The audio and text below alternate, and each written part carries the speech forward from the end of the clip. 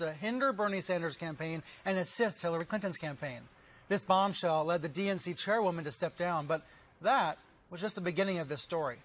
U.S. government sources and private security firms strongly suspect that Russian intelligence agents were behind the data breach. Wikileaks is promising to publish more DNC or Clinton-related documents in the months to come. So let's ask Wikileaks founder Julian Assange about that. He's joining me live remotely from London, from the Ecuadorian embassy, where he's been under house arrest for years. Mr. Assange, let me show you what Hillary Clinton said just a couple of hours ago on Fox News, talking about this data dump. Here's what she said. We know that Russian intelligence services, which are part of the Russian government, which is under the firm control of Vladimir Putin, hacked into the DNC, and we know that they arranged for a lot of those emails to be released.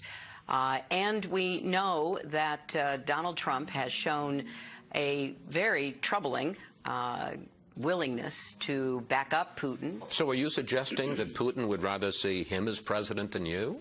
Well, I'm not going to jump to that conclusion, but I think laying out the facts raises serious issues about Russian interference in our elections. Mr. Assange, is Hillary Clinton wrong to link this to Russia? Well, she's made several untrue statements. Now, what were they? It's not surprising. I'll get to them. It's not surprising, unfortunately, that Hillary Clinton makes untrue statements. Just a few days ago, she made a statement that James Comey did not say that she was sloppy in the handling of her emails, when there's footage everywhere of James Comey telling the head of the FBI, telling Congress precisely that. So unfortunately, you can't trust what Hillary Clinton says. I'll get to the words that she's used. Now, for WikiLeaks, we're in a very difficult position. We have a perfect 10-year record of always presenting accurate information to the public. That's the best in any media whatsoever. And we also have a perfect record in never exposing our sources. Occasionally, right, alleged sources step forward themselves, but we've never exposed them. So we're in a difficult position. I understand you call yourself a source protection organization. You're not willing to disclose your sources, which is understandable. And yet, how can WikiLeaks claim to promote transparency in politics without being open about the backstage interests that influence and possibly steer your operation? Isn't it hypocritical to do that? Well, we're a media organization, and media organizations have an obligation to protect their sources. I mean, that's 101.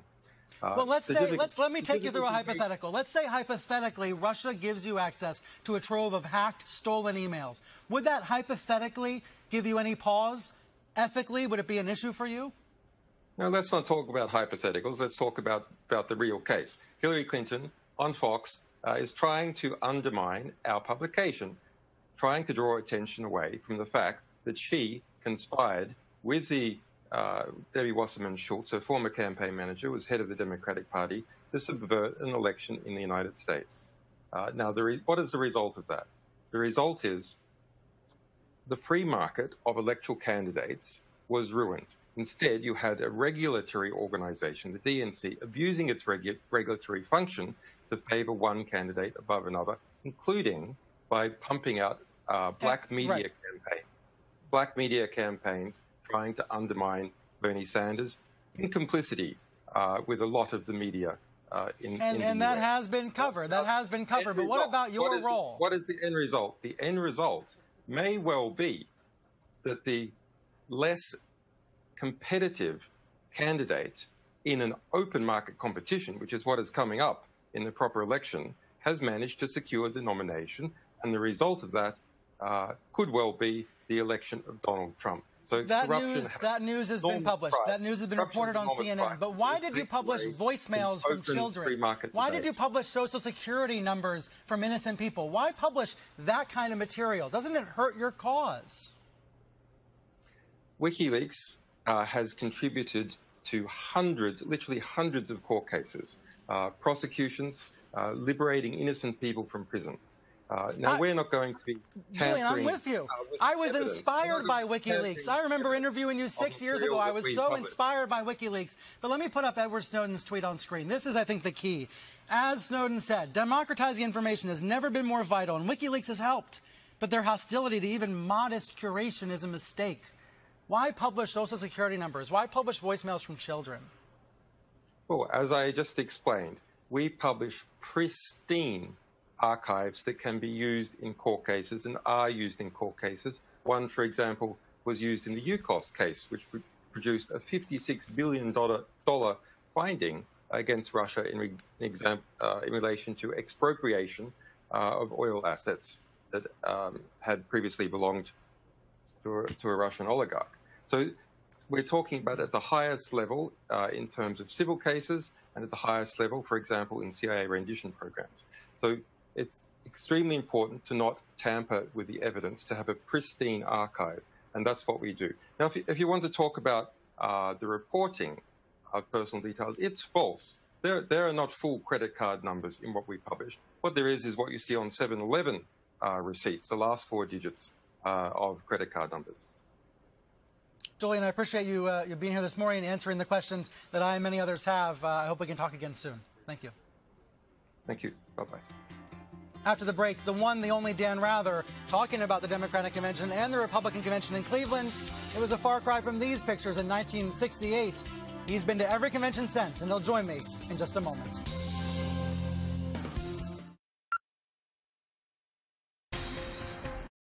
So, Julian, the clear bias by people in the DNC against Bernie Sanders is probably what got the most attention here in the United States. I'm wondering, in the documents that you released, what stood out to you as the most significant thing?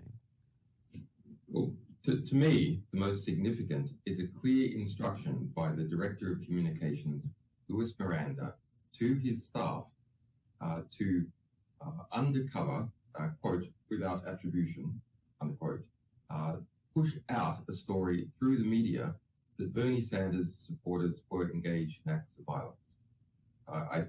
That is not merely a sort of internal rhetoric complaining about Bernie Sanders, oh, actually, we prefer Hillary. Everyone has their personal preferences, and in a workplace environment, those can be expressed. This was an instruction through the chain of command at the DNC to covertly manipulate the public in order to preference one particular candidate of another. In terms of the timing of the release of these, how much of this on the part of WikiLeaks was, I mean, clearly you timed it to the start of the DNC. Was that for maximum impact, for maximum, sort of marketing? It was that's when we viewed that there would be the maximum interest by readers, but also we have a responsibility to, if we had published after, you can just imagine how outraged the Democratic voting population would have been. So it had to have been before. There's quite a lot of work, as you can imagine, to verify such material and to organize it, index it, catalog it, put it into a searchable, customized database, etc. I saw an interview where you said you had, quote, a lot more material that you might release pertaining to the U.S. election. Are you referring to more emails from the DNC? Because I talked to Donna Brazile, who, as you know, has now replaced Debbie Wasserman Schultz in the wake of this, who says that the hack went on for more than a year, they believe, and that there very well may be a lot more things out there. We have more material related to the Hillary Clinton campaign. It is correct to say that. Of course, you have to be very precise in reporting my statements, which are always very precise. And yeah, those are extremely interesting. And we will see what will come of them in due course. There is word today of a new FBI investigation into an alleged cyber hack of the Democratic Congressional Campaign Committee server, which is said to be similar to the hack of the DNC committee or the Democratic National Committee. Do you have any knowledge of this latest hack, or if you do, any intention to publish any information obtained from it? I can't comment on anything that might reflect on sourcing, either to rule things in or to rule things out. But I will just say, and this is public information, it's not coming from me privately, that there has been multiple hacks of the DNC over the last 2 years. The DNC and the RNC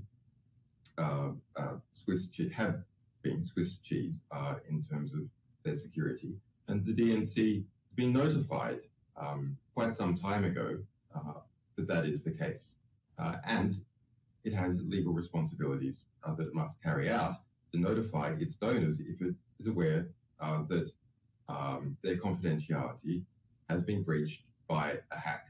Now, the emails that we published are a separate question to the various hacks that occurred to the DNC. We have not connected those emails to a hack of the DNC, and no one else has connected them. There's other documents that are published by the Hill, the Smoking Gun, and Gawker that have been connected to the hack. I'm not even going to bother to ask you about your sources because obviously you're not going to reveal your sources. You don't do that.